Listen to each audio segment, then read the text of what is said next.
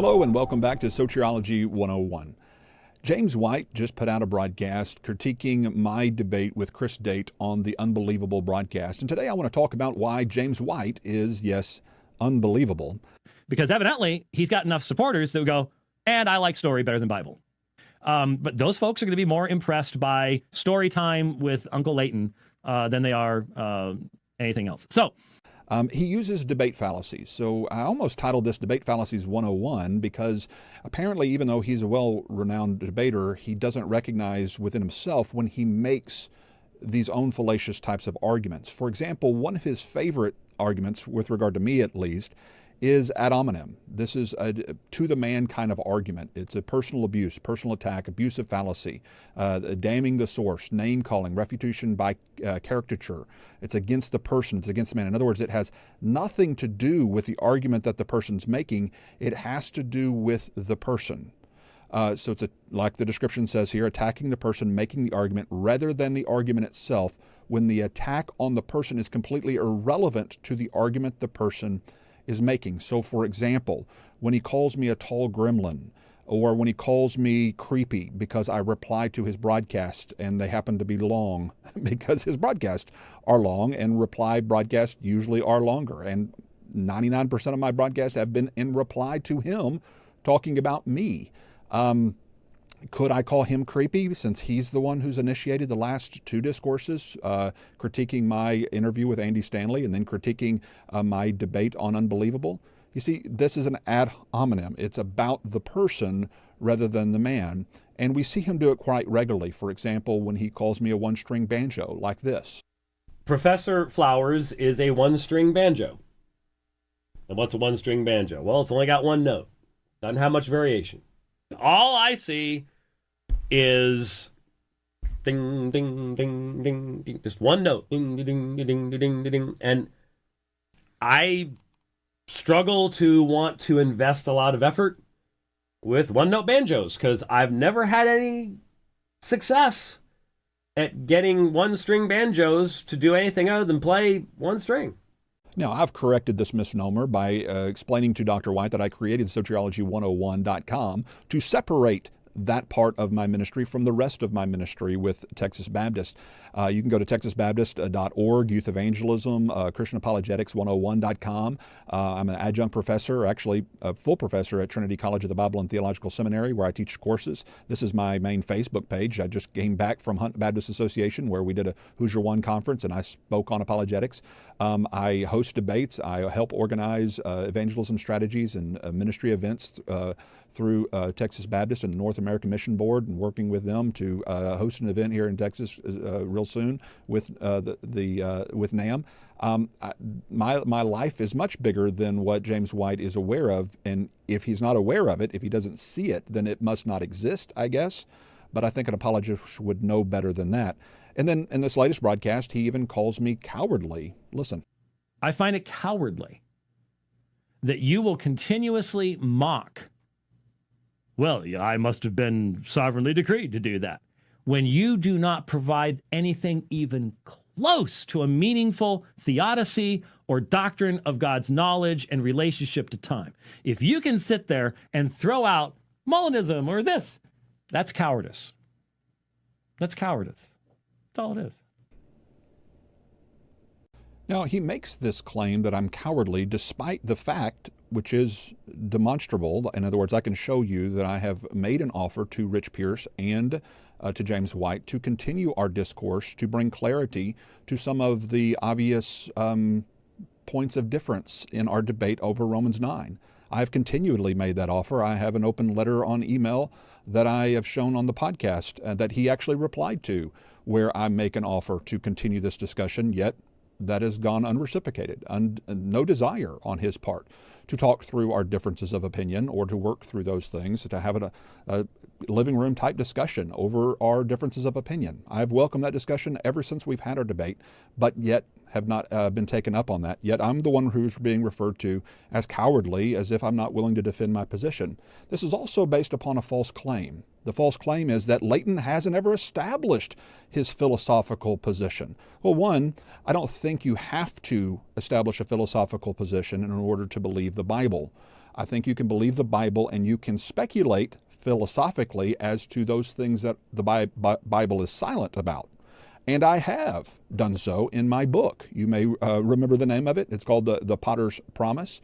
And it was made available to you if you wanted it before the debate, and it's still available to you now if you would like to actually understand our view of the Scriptures in order to actually deal with what we believe. And I referred to back in our original discussions to this exact same thing. Mere Christianity in C.S. Lewis makes the eternal now view of God very clear. He relies heavily on Boethius. Boethius is the author of the Consolation of Philosophy that was written back in the 6th century as a philosopher. It was described as having the single most important influence in the Christianity of the Middle Ages and the early Renaissance era, and as the late great work of the classical period. It's cited by Aquinas. It's cited by Dante. It's cited by, in fact, one of my son's favorite writers of The Lord of the Rings with Tolkien. He actually cites Boethius. So just for those who are big Lord of the Rings fan. And so when I introduced this concept of the eternal view of God, I thought James White would be quite familiar with it because it is one of the most known philosophical worldviews and philosophies out there. But yet here's James White's response when I first brought it up. Whatever you do with that, I don't know. I'm sorry, Professor Flowers. He's finishing up his PhD. Professor Flowers, but despite all of our conversations, I still don't know what you believe. He says he believes the position of Boethius, C.S. Lewis, and Thomas Aquinas. Okay, so an early medieval philosopher, a Roman Catholic, and an Anglican. Okay, that's going to define Baptist soteriology. Right, all right. I still don't even know what that means. Well, whose fault is that, Dr. White, that you're not aware of one of the most popular positions held throughout church history? That was expounded upon with the help of C.S. Lewis in my own book, which I guess because you have already deemed me as a one-string banjo that's not worthy of your time or consideration, maybe you haven't actually read, or maybe you haven't actually considered anything outside the echo chamber that you've already surrounded yourself with, thus making you less reliable and maybe unbelievable. So instead of looking at just those fallacies, I think we can see some other common fallacies that White will use. He also uses the red herring quite regularly. This is also known as beside the point or misdirection. For example, the description says, attempting to redirect the argument to another issue to which the person doing the redirecting can better respond. While it's similar to avoiding the issue fallacy, the red herring is a deliberate diversion of the attention with the intention of trying to abandon the original argument. You'll see White do this when he refers to what might be called the no Scotsman fallacy. He keeps talking about, well, you couldn't have been a real Calvinist, or you couldn't have possibly, no Calvinist, former Calvinist would ever ask that question. You obviously were never the kind of Calvinist that we were, those kinds of things. Why? Because instead of answering the argument I just made, he just says, oh, well, no true Calvinist, no true Scotsman would ever make that argument, therefore I don't have to answer the argument. Again, it's a fallacy. Here it is. Clearly, Leighton doesn't get this because Leighton claims to have been a Calvinist. I have talked with people who worked with Leighton when he claimed to be a Calvinist, and they said, no, he's never, ever had a full understanding whatsoever, never practiced it in that way. His evangelistic methods were never reformed. He may make this claim, but the proof's in the pudding. The proof's in the pudding. Anyway. Now, whether I really was a Calvinist or his type of Calvinist, because obviously Calvinism is not a monolithic group. I might have been a more Southern Baptist type of Calvinist that upheld a more just basic tulip soteriology and not the harder line Reformed type of Baptist that he is. That's fine, but it's beside the point. It has nothing to do with the argument. It's a refocusing, a misdirection, red herring. Hey, look over here. Don't talk about the argument that Leighton just made. Let's talk about the fact that Leighton wasn't the kind of Calvinist that we are. That's a fallacy. And one of the reasons you shouldn't believe some of the arguments that White is making. If you're basing your arguments on fallacies, they're unsound arguments. And I think we can do better. According to the bio that was read, you were an elder in a Reformed Baptist church? No, I was a minister. A minister, not an elder? Well, it's not elder-led. It was a congregational-led church. It could have been a Reformed Baptist then. But my question is this. It was part of the Founders Conference, Southern Baptist Convention. Oh, okay. A third kind of fallacy that Dr. White often employs is the false dilemma. This is the all or nothing or the either or fallacy. Either you believe in sovereignty or you believe that God is just namby-pamby, hand-wringing, can't do anything about it. He's just at a loss for words. He doesn't know what to do. So it's either determinism or a weakling little God that can't do anything. That's a false dilemma. We also see it in this latest broadcast because here's the description of a false dilemma. When only two choices are presented, yet more exist, or the spectrum of possible choices exists between two extremes. This is a false dilemma. And what he'll paint it is, in this particular discourse, is that either Leighton is doing good exegesis or he's just storytelling. It's exegesis versus analogies. See, Leighton will go to these analogies, but he's not doing exegesis. This, again, is just a false dilemma. Dr. White likes analogies too. What it means to be in relationship with Christ and the nature of that relationship. And he was talking about how God's intention is to refine us. Now, he himself admits, I've talked to him about this, he himself admits that he stole this from somebody else. Almost all good sermon illustrations were stolen from someone other than you didn't make it up yourself. But he was talking about the goldsmith.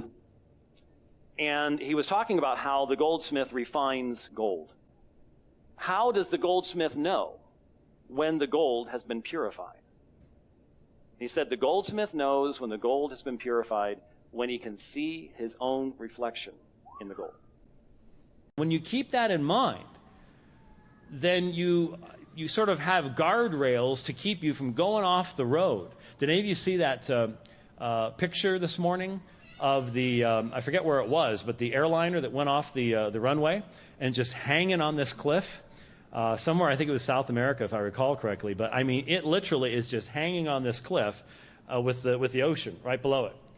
And somehow they missed the guardrails. There wasn't, that's a little bit dangerous there. They got everybody out, thankfully.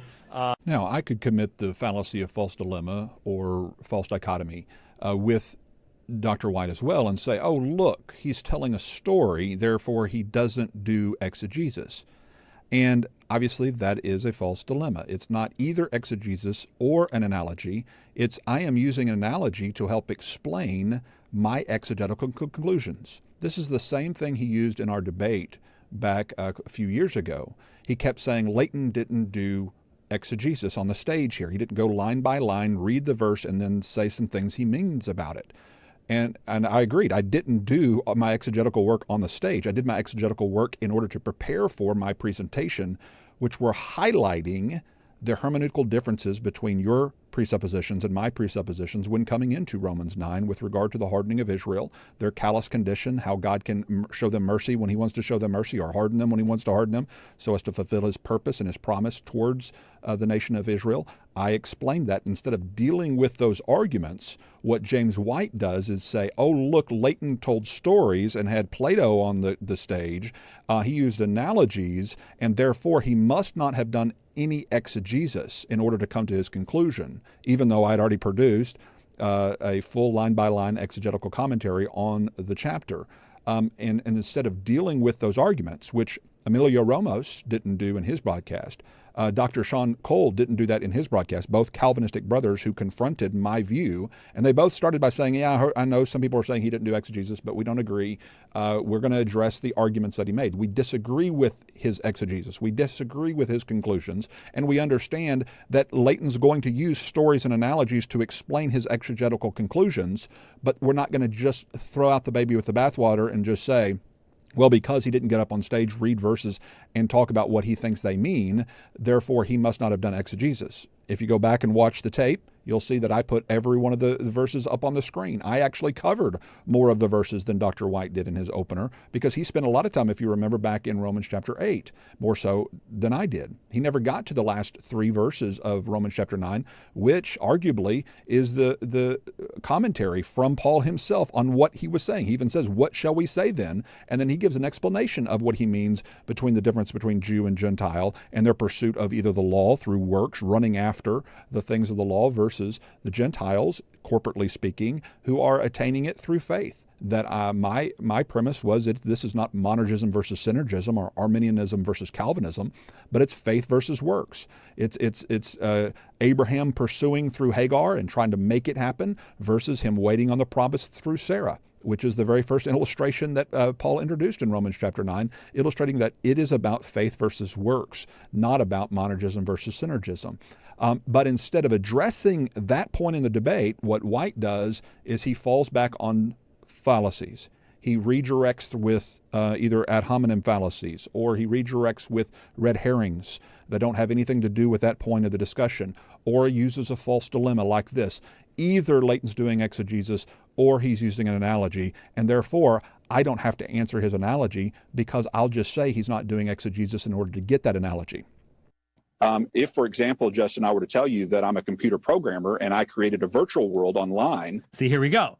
Instead of exegesis, what do you get? I'm now going to be God. I'm going to be a computer programmer. And so I'm going to start with the allegories. I'm going to start with the stories rather than going into the text itself. Look at what he did here on Twitter, for example. He wrote this: I just listened to the first half of the Chris Date and Leighton Flowers program on Unbelievable, JB's program. Wow, talk about one-sided affair and an illustration of God-centered exegetical versus man-centered philosophical, lining this one up for the DL to be sure. Now, notice James White's, again, dilemma here that he's kind of setting up. It's either God-centered exegetical, meaning it's the correct way, or it's the wrong way and it's man-centered and philosophical. Well, can't we all agree that whichever interpretation, whichever exegetical conclusion you come to that is the correct one, whichever one God intended for us to come to, whichever one God wants us to believe, whichever one he inspired is the truth, it is the most philosophically sound, and it's the most theologically sound, and it's centered on exactly what God intended it to be centered on, okay? So this is a tantamount to saying my opponent is wrong because I'm right, or I'm right because he's wrong. It means nothing to make these kinds of just accusations or claims. Plus, what I really wanted to point out is notice he's only listened to the first half, and he only actually talks about the first half. That's important because he makes accusations during the program saying that I'm only using analogies, that I don't give any biblical defense, that I never refer to scriptures and all these other kinds of things. So far, have we heard anything biblical? Have we heard him go into the text? Because he knew what the texts were going to be beforehand. And yet my portion of the broadcast is the second half where I'm giving my positive affirmation of my views and showing the burden of proof hasn't been met by my opponent. Because this is where we get to another issue of fallacy, is understanding within argumentation is that the person making the positive affirmation has the burden of proof. Let's look at that. Okay, sometimes this fallacy is shifting the burden of proof. And so here's the description. It's making a claim that needs justification, then demanding that the opponent justifies the opposite of the claim. The burden of proof is a legal and philosophical concept with differences in each domain. In everyday debate, the burden of proof typically lies with the person making the claim. And of course, we know from the debate that the burden of proof was on the person in the affirmative making the claim. And what claim was Chris making? Chris Date makes the claim that God predetermines everything by divine sovereign decree, something that's never spoken of as far as we can find within the pages of Scripture. Now, we are aware of their proof text, and we've gone over their proof text. But lo and behold, we disagree with their conclusions with regard to how they interpret those proof texts.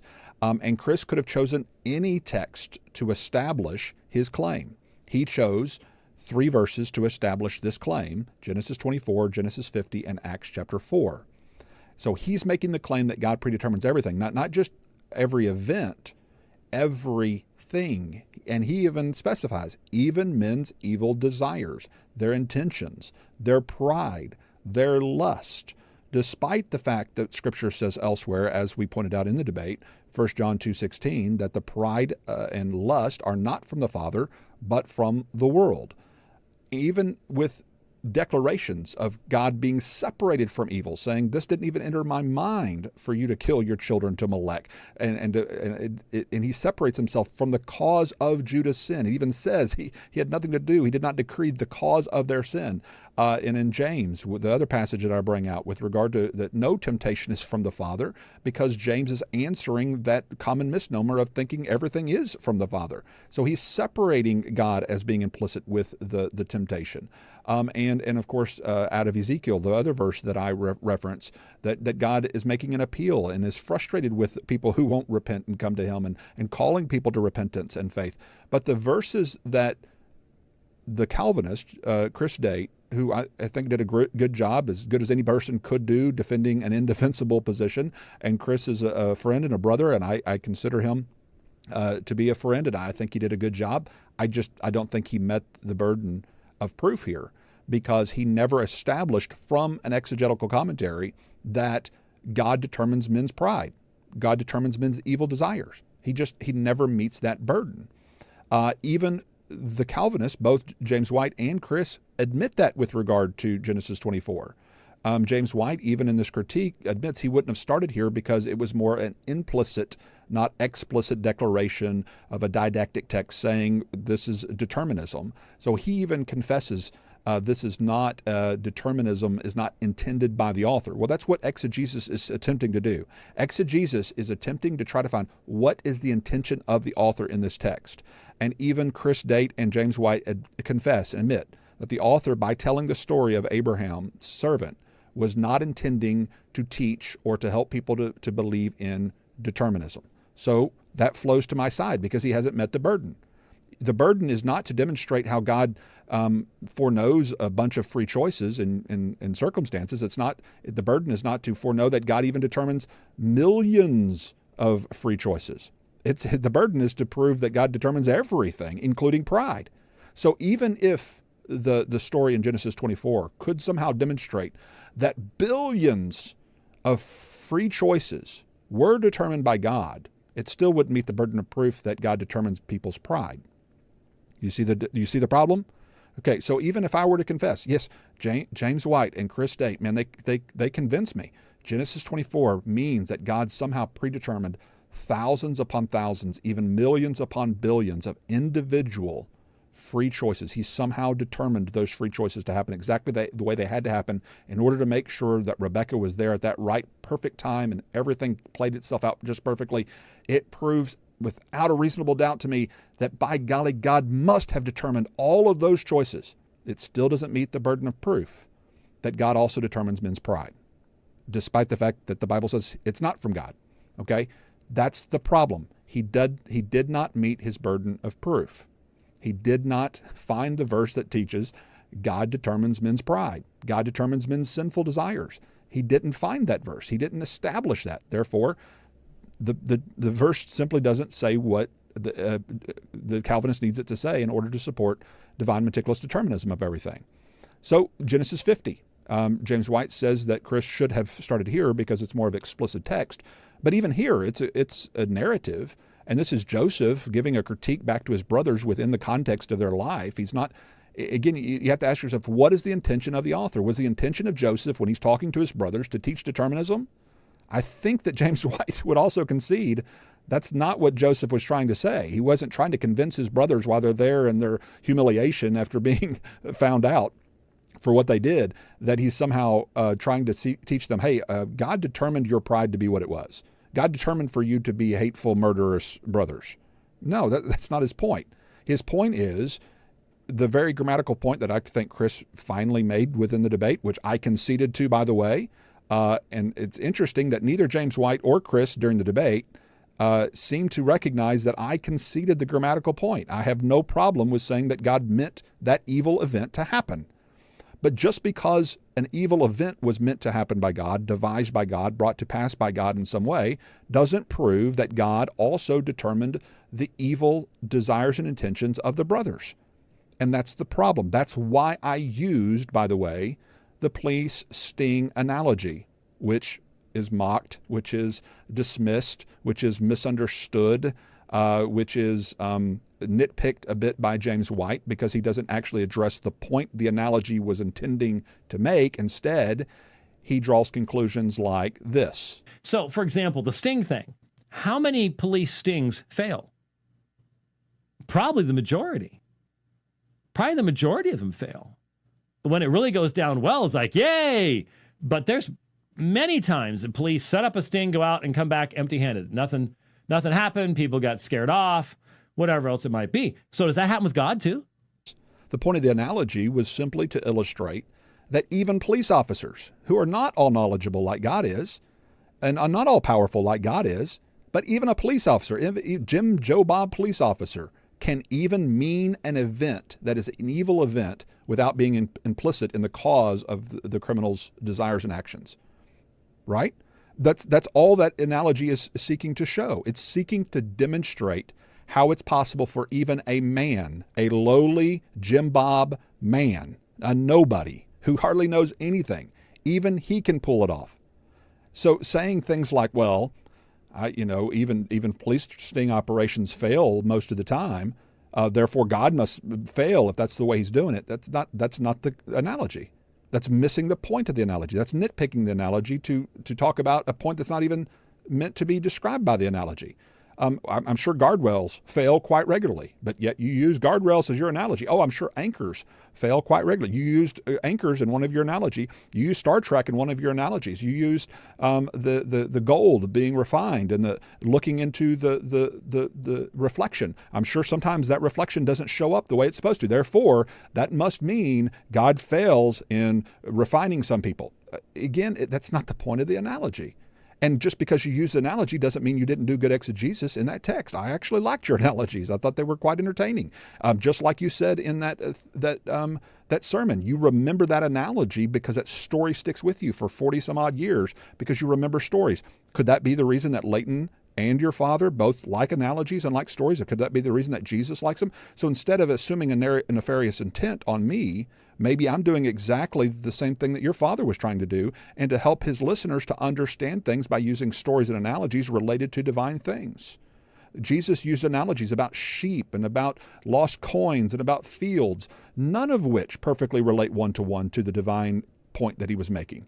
They are to help you to grasp and understand divine truths. And if you've got somebody with nefarious intentions thinking about and trying to nitpick everything that you're saying because you just assume that everything I'm doing is nefarious and sneaky like a snake because you don't like me so much, then I just have to keep pointing back. Okay, if Michael Brown were to say the same thing, would you react that way? Would you do the guilt by association thing over and over and over again like you did with me, trying to make it sound like I'm a part of the Catholic Church like the Pope, like this?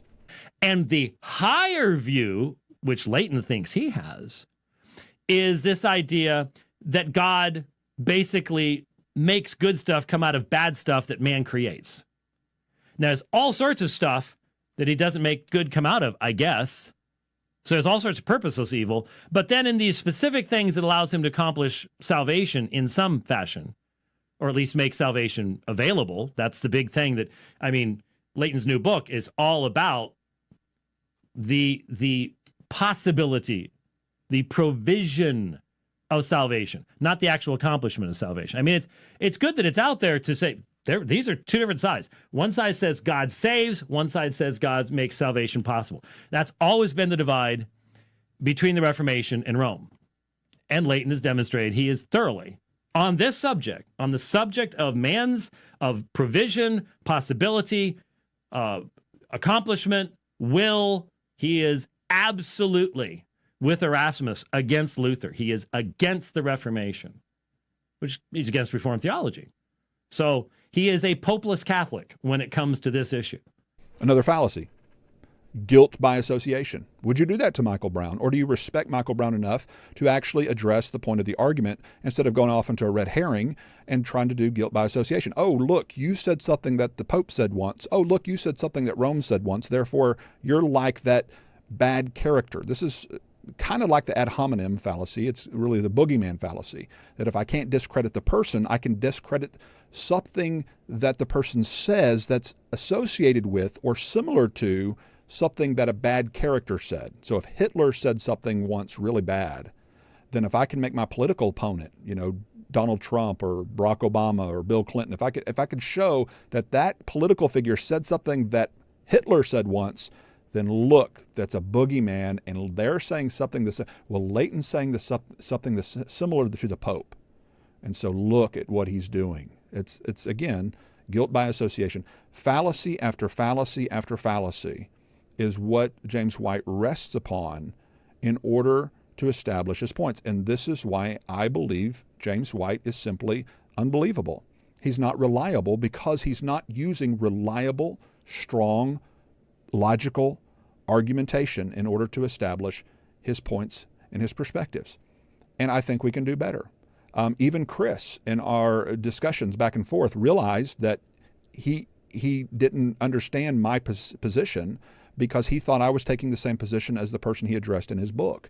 And once he realized that I had already conceded the grammatical point and that I was actually speaking of the fact that God did mean, he did intend, he did devise that evil event, but that does not prove, therefore, that he somehow decisively or determinatively caused the brothers to be prideful or caused Judas and Pilate to sin. He didn't have to cause them to sin to bring about that evil event, any more so than a police in a sting operation has to cause the criminals to be criminals in order to bring about that event. And once he understood that, he's, I think, shifted his argument or shifted his reply to me. I don't know. I haven't talked to him since then, but we did have some messenger back and forth. And even Chris Date, I think, is intellectually honest enough to recognize the fact that I did concede that point and to now deal with it differently. Now, Acts chapter 4, it's the same principle as in Genesis 50. It's the exact same thing. God means an event, i.e. the crucifixion, and therefore that event is a God thing. Okay, so it was a God thing that Joseph got sold into slavery. That's a God thing. It was meant for a redemptive purpose. Well, it's a God thing that Jesus was crucified. So when you look back over time, you're seeing things that God has done in time, right? You can see what God's done. Would James White ever say, "Man, I wish Jesus would not have been crucified on the cross"? Would he ever say that? Of course not. Would he ever say, "Oh, I wish Joseph wasn't sold into slavery"? Would he say that? No. But remember, that's a decree of God. That's what's of God. You would never say, "I believe God decreed this to happen," and then say, "I wish that didn't happen." You wouldn't say that. Why would you wish against or bemoan or besmirch or denounce something that you believe that God did? And that's exactly what James White does in this discussion, because he says, we don't know what the decree of God is, but we do know only by looking backwards. And so by looking backwards, we know what has been decreed by what takes place, because everything that takes place is according to the decree of God. So was Chris Date becoming an annihilationist decreed by God? Yet, what did you say about that?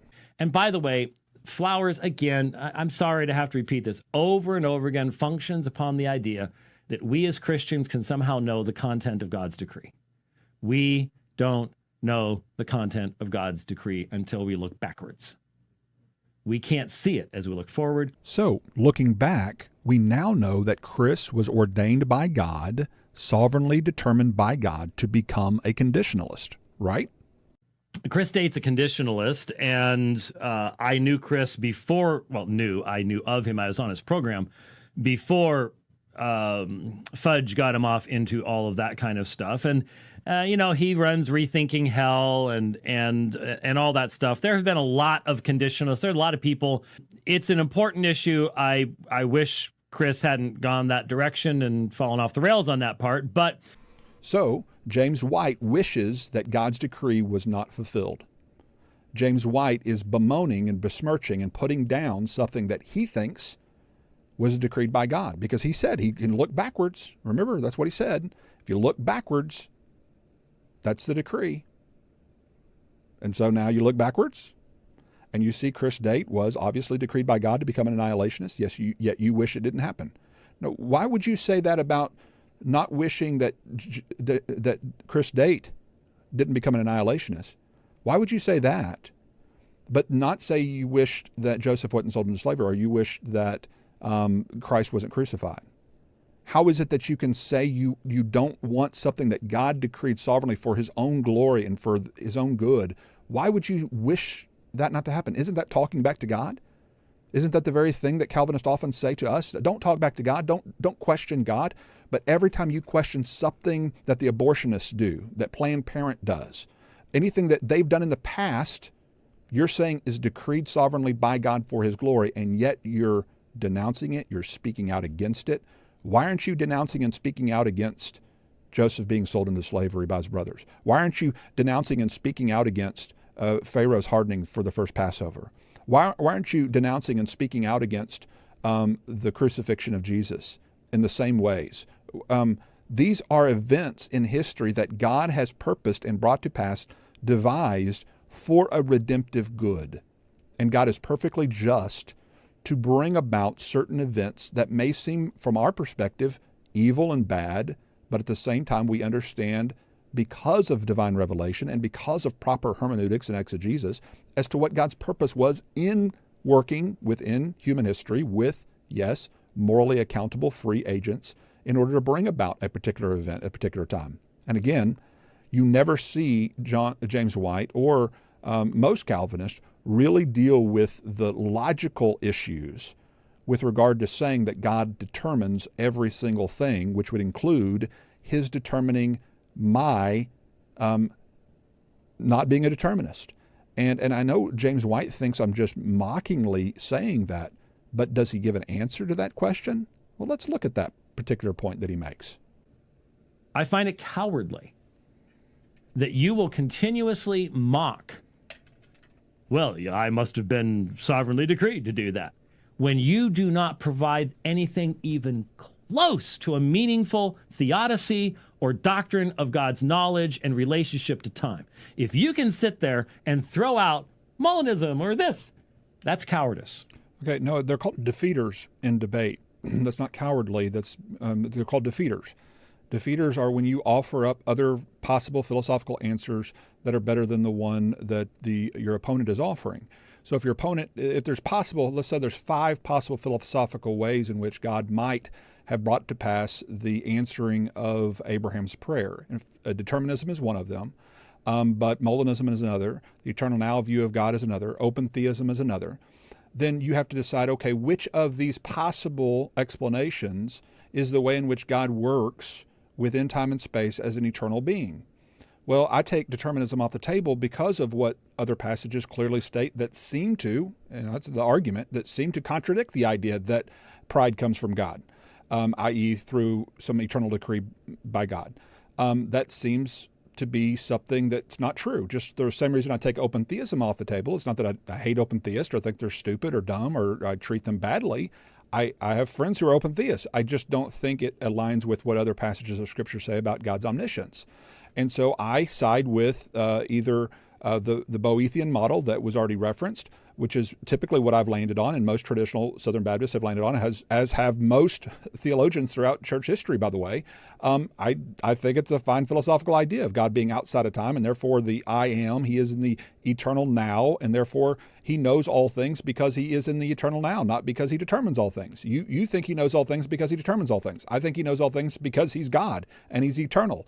I don't know how else to explain that, and I don't think we have to be mean with each other or call each other cowards. I'm the one who's willing to continue this debate in live back and forth with you, and you're not, and I don't know why you would call me cowardly for that. It's unnecessary. It seems like locker room talk, and I think we should be setting a better example for those who are following us and watching us. I know you've given critique of Calvinists in their cage stage acting, badly towards other people, other Christians, and yet you're calling a fellow brother and a doctorate in ministry and a coward on your live program. Come on, bro, lighten up. I mean, let's not do that. By the way, that's in the past, right? So it was decreed by God. You know what was decreed by God by what's in the past, and you're bemoaning and besmirching that which I did in the past. Therefore, you're also bemoaning and smirching what you think God decreed. And yet that's supposed to be consistent theology. That's supposed to be logically coherent. And I'm just saying, sorry, emperor doesn't have any clothes on, brother. He doesn't. To me, that looks like a naked emperor. And I know you like to gaslight me, and if you don't know what gaslighting is, look it up, because I think that's what James White does with me. He tries to make me look like I'm the kid with foil on his head and just this weird old guy that we just don't pay attention to Uncle Leighton over there, just like him tell stories to his buddy, because he's just weird and crazy and kooky.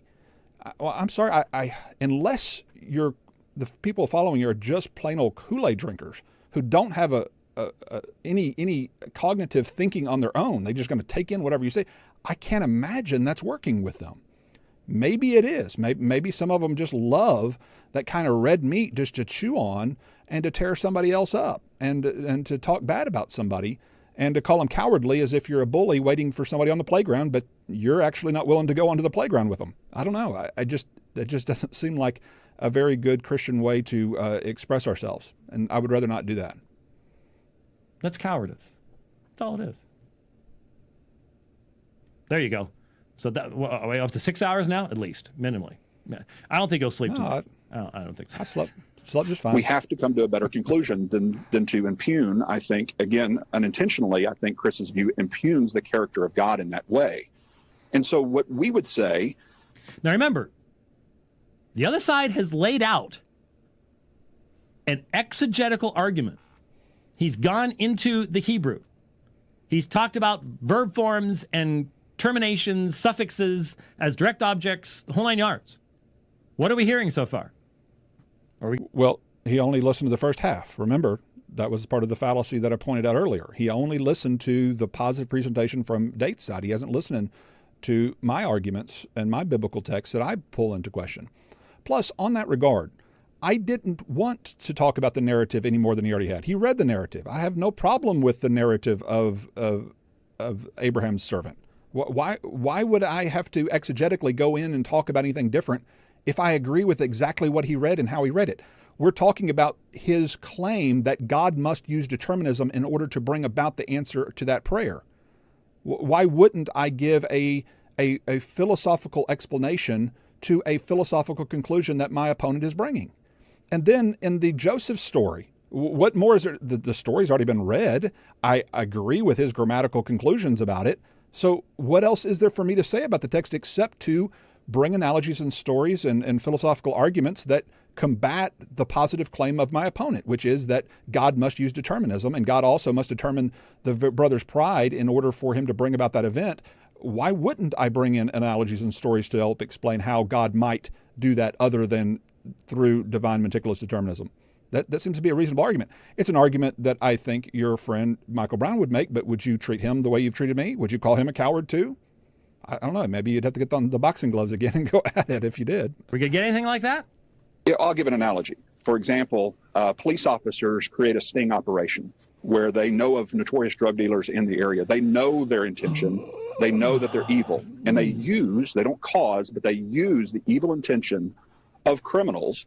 For those who are listening by broadcast through the podcast and can't see, he's rolling his eyes, he's yawning, he's like, oh, this kind of thing. Again, just complete disrespect for a fellow brother in Christ. Chris Date does not act like this, okay? Chris Date treats me with respect. He treats those who he debates with respect. And he doesn't have a doctorate degree, but I have more respect for the way in which he does his scholarship than I do for Dr. White in all of his years because of this one particular issue that James White has that I guess nobody close enough to him, Rich, or any of the friends around him can say, brother, hey, man, why don't you just not go that direction? It doesn't help your case. It ends up making you look weaker. So just don't do it that way. In order to bring about... Now remember, the text says God intended. The brothers intended.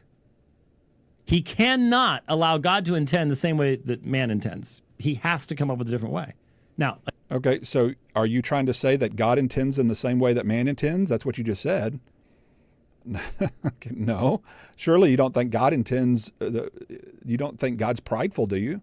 Well, no. The brothers are intending to crush their little brother because they're prideful. God's not intending to crush him. God's intending to use him for a redemptive purpose. So obviously they're intending in two different ways, just like the police officer analogy illustrates. And it's only meant to illustrate that particular point, that even Billy Bob Joe can manage to intend an evil event without himself being evil, or without making criminals be criminals, or making them have pride, or determining their pride. If Billy Bob Joe can do it in the police department, then I think God can pull it off too. And that's a point you just never addressed. Instead, you resorted to fallacies. Again, how many times are stings set up that don't work? Not how many the times point of did the analogy. God tried? If the police officers had perfect knowledge and perfect understanding, they would never fail in their sting operations, now would they? So you made my point for me. Thanks. This before he got it right. Yeah. The selling of drugs at a particular time on Thursday at 2 o'clock in the warehouse so as to catch all the drug dealers in one place in the sting operation. So the police officers meant that selling of drugs an evil crime for a good reason, while the criminals meant it for a bad reason. So the same crime, the same act is being meant by both the police officers and the criminal. So why would I have an issue with the grammatical point that Chris make if we both believe that God meant the exact same evil event? If we even believe he devised it, he helped, like a cop in a sting operation, helped devise it. He helped to bring it to pass. He wanted it to happen. He wanted him to be sold. Okay. Does that prove that God determines the brothers to have pride? No. Is that a point that Chris rebutted in the debate? No. Is it a point that James White is now correcting and rebutting now? No. One is being meant for an evil purpose, for selfish gain. The other is being meant for a good purpose. And in the same way, in this scenario, obviously God meant what the brothers did for a good purpose, for redemption. God meant it. He meant it, not set up the situation where they might be able to do it. He intended it to save people alive. And on Leighton's position, they might not have acted that way. They were free not to act that way. Libertarianly free, which means if they hadn't, then God would not have been able to save people alive. Well, then you're denying God's omniscience. He knows for certain what they will do in their given circumstances. That's portions of what Molinism explains. The eternal view of a God would also include within that Molinistic aspects. God knows what they could and would do in those given circumstances because he knows they're prideful, just like a police officer knows the criminals are drug dealers and he knows they're money hungry and he knows if they're given the opportunity, they'll sell the drugs. At least they know with enough certainty to set up a sting operation. God knows with perfect certainty what they would do. And he knows if he were to do it a different way, that they wouldn't have done it that way. And even within the book, and I write this in an article, by the way, in Soteriology 101, the very first article you see there will refer to Genesis 50. And I go through these points one by one, and I go through how God could intend these things but not be implicit in evil. And I also go through the debate and some of the points that weren't highlighted the way that they should have. Right? See, this is the cowardice in not taking a stand and saying, okay, this is how it works. It's like, well, I don't know. All I know is yours isn't right. So God's not redeeming his own determination. So he's calling me a coward for appealing to mystery on the points where the Bible doesn't clearly give us indication on how exactly it works. And I refer to John Lennox, for example, we know that, for example, that God created something from nothing. Now, can you, Dr. White, or anybody else tell us how God created something from nothing? Can you explain how he does that? What's the mechanism? How does he do it? All you would ever say is like any of us would, well, he just spoke and it was. He did. We don't know how he did it. There's no way we know how he did it. So if the Bible doesn't give us the exact dimensions and ways and philosophical understandings of how God created something from nothing, are we to just assume that it couldn't happen? Or do we appeal to the mystery of the fact that God has the ability to do stuff? We just don't understand how he does it. Well, in the same way, we appeal to the mystery of God knowing all things. We don't know how he knows all things, just like we don't know how he creates something from nothing. But we believe that he does because the Bible says that he does. There's nothing wrong with appealing to that mystery. And then once we appeal to that mystery, step into the philosophical speculations and say, it could work like this or it could work like this. I don't think it could work like the determinist says it works because that would be contradicting other text. And I believe in a logical coherency between the texts that are being questioned here. And I don't think it's logically coherent to say that God sovereignly determines unchangeably the pride of brothers and to say that pride doesn't come from God. And I don't think that those are logically coherent. I think those are A equals not A. I think you're ultimately putting the origin of sin and the authorship of sin onto God, but yet at the same time claiming that God is not the author or approver of transgressions, and he's not it's not from him.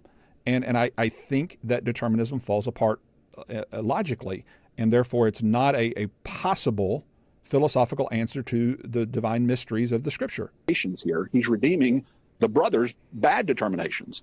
He's bringing a good from the bad. He's not causing the bad so as to just redeem his own determination. Chris. So notice there, this is another one of his new, not new things, the things he's been doing for a while now. If there is a sovereign decree, then everything is God's determination. Therefore, he's just redeeming his own determinations. Again, flatten it out. Now, did he say that's not true? Follow this. This is another one of those red herrings, the flattening it out thing, okay? Red herring is when I try to take it off the argument, take the point off the argument, and focus over here. Don't look at the argument. Because did he say that's not true? Because my determination to be to reject determinism is God's determination. God determined for me to determine to reject determinism, okay? That's just a truism within their view, okay? And so instead of understanding that, and also the point that I just made, that God is now redeeming his own determination, is that untrue on Calvinism? No, it's obviously true. He determined for the brothers to be prideful, and he's redeeming their prideful determinations. He determined for Judas to betray him, and he redeems betrayers. He redeems what he determines on Calvinism. And instead of answering that to say, yeah, that's true, God does redeem his own determinations, just this the way that it works. And he's doing this to demonstrate his glory somehow, some way that's supposed to be more demonstrating of his glory for him to clean up his own mess, to redeem his own determination. And instead of just owning that, what does he do instead? Leighton is flattening it out. Let me ask you this question. Those of you who follow James White, what does that mean? What does it mean? What if I wasn't flattening it out, what would I say differently than God is redeeming his own determinations? Because either that's a truism on your view or it's not. Okay? So if it's a true thing about what you think is true, what your claims are, then you can't say I'm flattening it out. White does this a lot, and we're going to look at that in just a second. Get rid of man's role in it. Just as Acts chapter 4, you've got Pilate and Herod and the Romans and the he said, get rid of men's role in it. No, God determined men's role in it, and he's redeeming what he determined their role to be. So there's nothing that I said that says get rid of man's role in it. God determined for the brothers to have pride. God determined for them to want to murder him, and then he restrained their desire to murder him. So he's restraining his own determination on determinism, because if anything comes to pass in the past, remember, if it's in the past, it happened, then God decreed it. So he decreed for them to want to murder, and then according to James White, he restrained them from murdering. So he restrained what? His own determination. So you've got God cleaning up his own mess. You've got God redeeming his own determination. And the best answer he has to that, is Leighton's just flattening it out. Jews, and they're all acting for different reasons. No. Flatten it all out, and God's just redeeming his own determinations. See, that's how he has to do it. He can't deal with Reformed theology as it is. So Okay, so if I'm not dealing with it as it is, that means that what I said is not true of Reformed theology. So God's not redeeming his own determinations. So it was not, the sinful thing that happened was not within God's determinative will. And therefore he's not redeeming his own determinations. Is that what you're saying? No, he's not saying that.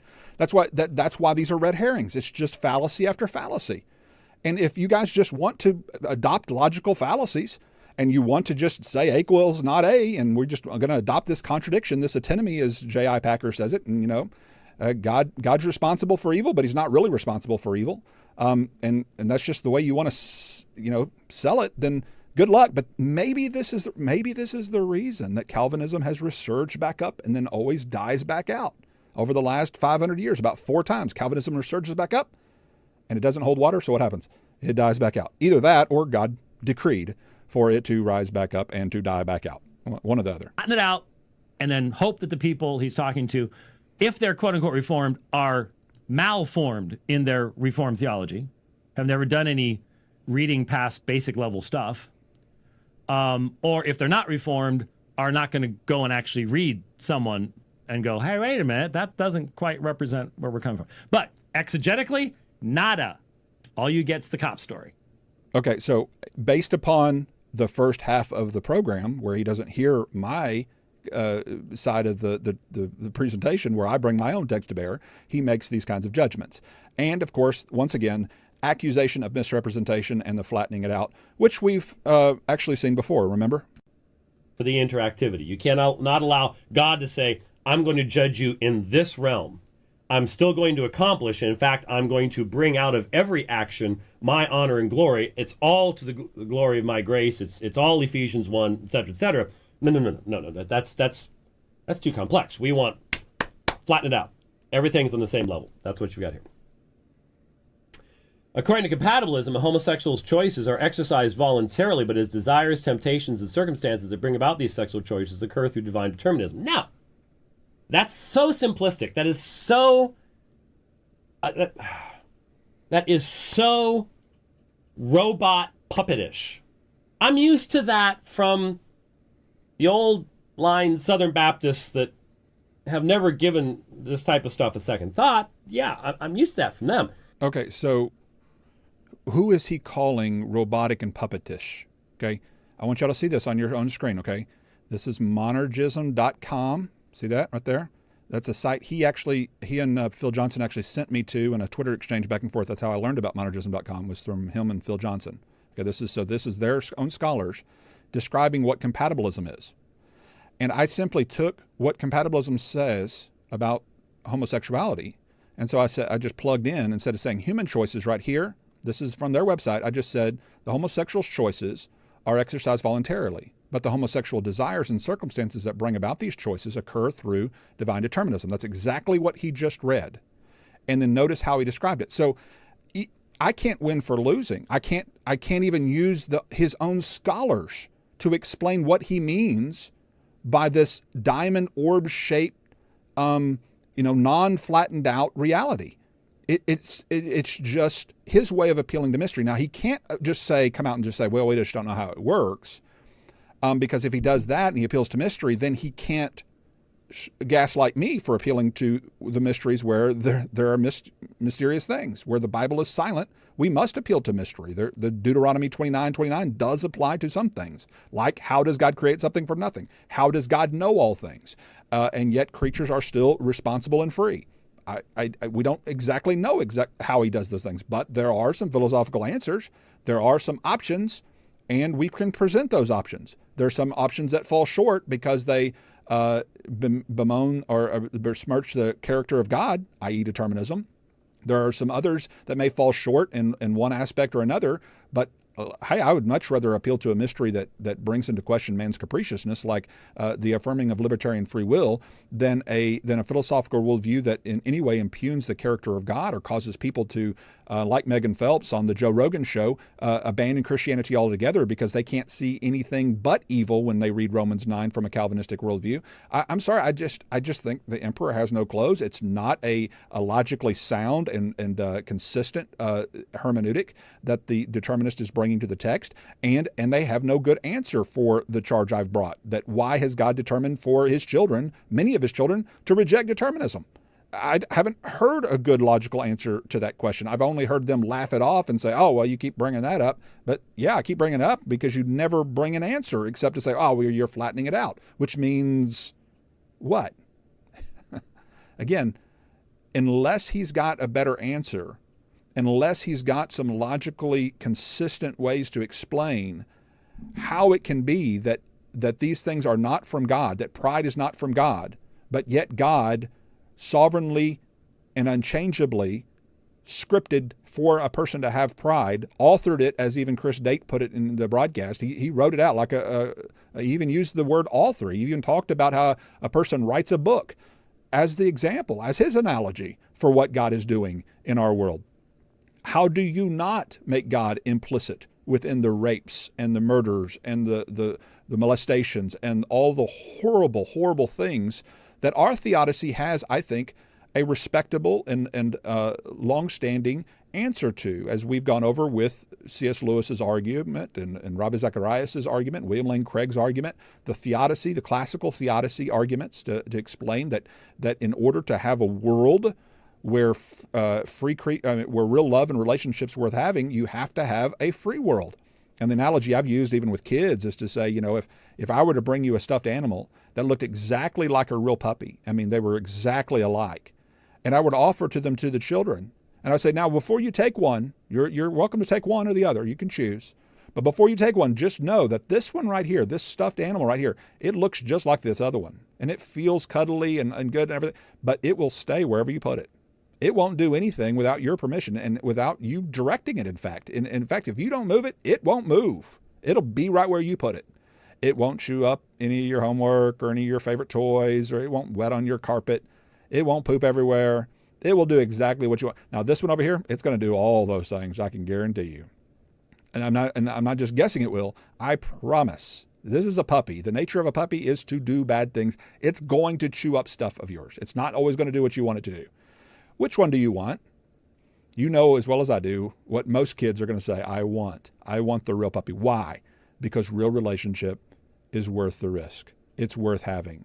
And I believe that God has created a real world, not a world of automatons, as C.S. Lewis put it, but a world of free creatures, a world of libertarianly free creatures, of demonstrably, if you want to call it that, as I always say with my friend Jonathan Pritchett, demonstrably free creatures, a recognizably good God with demonstrably free creatures. In other words, creatures that aren't just called free in a sideways sense, but that doesn't mean free at all, but free as in truly free, in a real sense of the word free, meaning you have the option as to whether to accept or reject Christ. You're not condemned for factors that are beyond your control, because that's ultimately what determinism leads to. And that's one of the reasons that I think that we always come to that final conclusion of just saying, we intuitively, deep down, we know this just doesn't sit right with us, because ultimately Calvinism has God condemning most of humanity for reasons beyond their control. And that just does not compute with the biblical revelation. It simply doesn't. It doesn't compute with us intuitively either. We know it's not right to condemn people for things that are not within their control. We know that's intuitively wrong. And the reason we know it's wrong is because God has created us with a conscience to know what's just and unjust. And it's never right to condemn or to mistreat somebody because, for example, the color of their skin. We know racism. We know it's wrong. Why? Because a person doesn't have control of the color of their skin. We want to judge them by what? The content of the character. But what if they have no more control over the content of the character than they do the color of their skin, as in determinism? That's the problem, is that the same reason that we intuitively reject racism, we also should intuitively reject the concept or idea that our God is ultimately condemning us for things that he is in control over, that he is himself determining. And yes, as you even mentioned in your Andy Stanley back and forth with me, yes, I agree with your assessment of our view when you said that being in control is different than controlling. And I remember seeing your face as you were saying those very words, and it's almost as if you realized, yeah, somebody can be in control without choosing to meticulously control everything. You can have dominion or control over a world, but choose to give certain creatures within that world a level of dominion or control, principalities and rulers within this world. And that God can choose in his sovereignty to allow for freedom. Has James White, without using fallacies, answered the questions of that debate? No. Has he dealt with the three texts that I brought up? Did he even express an interest in dealing with the three texts I brought up? No, maybe he will. He's the kind of guy that might. Is he willing to address these things in person? Because my invitation stands to have a back and forth conversation with him over our differences of opinion. Maybe I'm too cowardly for him. Maybe he needs somebody that's a lot braver than me. I don't know, but maybe we'll find out. We'll see you next time. God bless. Bye-bye. Thanks for attending our online university classroom. Remember, this is a listener-supported ministry, so please consider becoming a patron of the podcast by donating online. Join our team and help spread the word. For more resources, books, and articles from Professor Flowers, or to learn how you can support this ministry, please visit www.soteriology101.com.